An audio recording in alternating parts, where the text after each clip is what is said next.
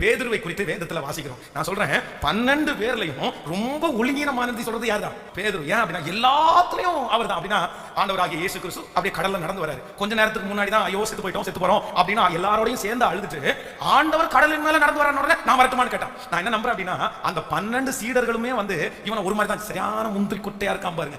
எப்ப பார்த்தாலும் ரொம்ப உற்சாகம், கொஞ்ச நேரம் அமைதியா இருக்கான்டா. நான் நம்புறேன் இத்தனைக்கும் பேதுரு தான் முதன்மையானவன். அதனால 11 பேரோட திட்டிருப்பாங்க. அது மட்டும் இல்ல, ஆண்டவரோட வந்து தூதர்கள் வந்து பேசிட்டு இருக்காங்க. ஏலியாவும் பேசினாங்க. உடனே என்ன பண்றான் தெரியுமா? சரி நீ ஒன்னும் கவலைப்படாதீங்க, நம்ம இந்த இடத்துலயே ஒரு 2 கூடாரம் போட்டுருவோமா? உங்களுக்கு 1, அவங்க 2 பேருக்கும் 2. ஆனா அந்த 1 எதுக்கு அப்படின்னு சொன்னா உங்க கூட நானும் வந்து தொய்த்துக்கலாம்ல. அப்போ ஆண்டவர் சொல்றார், நரிகளுக்கு குழி உண்டு, மனுஷகுமாரனுக்கு தலை சாய்ப்பதற்கு இடம் இல்லை. இன்பர்ஃபெக்ட், அந்த இடத்துல பெர்ஃபெக்ட் இல்ல. இப்போ வந்து ஆண்டவர் வந்து கடைசி நேரத்துக்கு போறாரு. எல்லாரும் படுத்து தூங்கிட்டு இருக்காங்க. பேதுருவை மட்டும் தனியா கூப்பிட்டு சொல்றாரு, எப்பா 1 மணி நேரமாவது விழித்திருக்க கூடாதா? வந்தது எதுக்கு?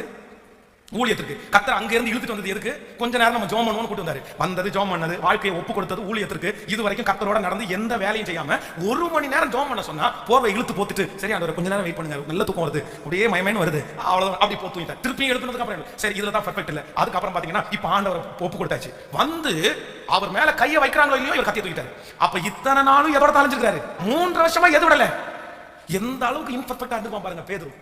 இப்ப ஆண்டவரை பிடிச்சிட்டாங்க. பிடிச்சாலும் மனசு தாங்கல. சரி என்னதான் செய்யறாங்கன்னு கடைசியாவது நம்ம போய் பார்த்துக்கலாம் அப்படின்னு ஒளிஞ்சு போனா அங்க ஒரு சகோதரி, உன்னை பார்த்தா முக்காடு சரியா நீ போடல, உன்னை பார்த்தா இயேசுவோட இருந்த மாதிரி தெரியுது, ஒழுங்கா போய் சொல்லவும் தெரியல. அந்த இடத்துலயும் சபிக்கவும் சத்தியம் பண்ண தொடங்கினா அந்த லேடி பார்த்த உடனே நீ ரொம்ப வளர்ற, கண்டிப்பா நீ யாரோட தான் இருந்தவன்.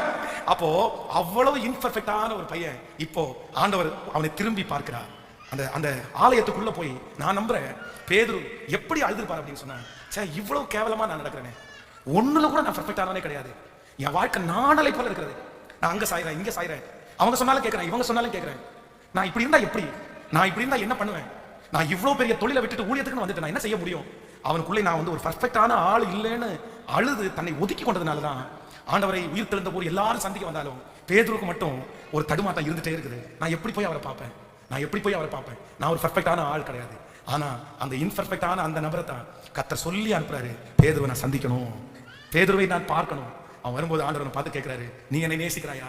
உடனே அவன் சொல்றான், ஆண்டவரே நானுமே நேசிக்கிறேன், இவைகள் எல்லாவற்றிலும் நீ என்னை நேசிக்கிறாயா? நானுமே நேசிக்கிறேன் என்கிறதை நீர் அறிவி.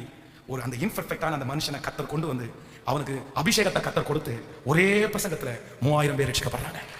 அப்படியே போய் நிற்கிறான். அப்படியே முடவர்களை அவன் மூலமாய் கர்த்தர் எழும்ப பண்றாரு. கடைசியில என்னப்பா ஆண்டவர் மாதிரி உன்னையும் சிலுவையில் அறிய போறோம், நீ ரெடியா அப்படின்னு கேட்கும்போது, இல்லப்பா இப்ப ஆண்டவர் ரொம்ப தைரியம் உள்ளவனா மாத்திட்டாரு, அவரை விட பெரிய பாடு சமைக்கிறதுக்கு நான் ஆயத்தோன்னு தன் வாழ்க்கையே ஒப்பு கொடுத்தான். அந்த பேதுருவை தொட்டு அவனுடைய வாழ்க்கையை நிலைப்படுத்தின அந்த கர்த்தர் யாரோ ஒருத்தருக்காக இந்த சத்தத்தை கர்த்தர் பேசிட்டு இருந்தாரு.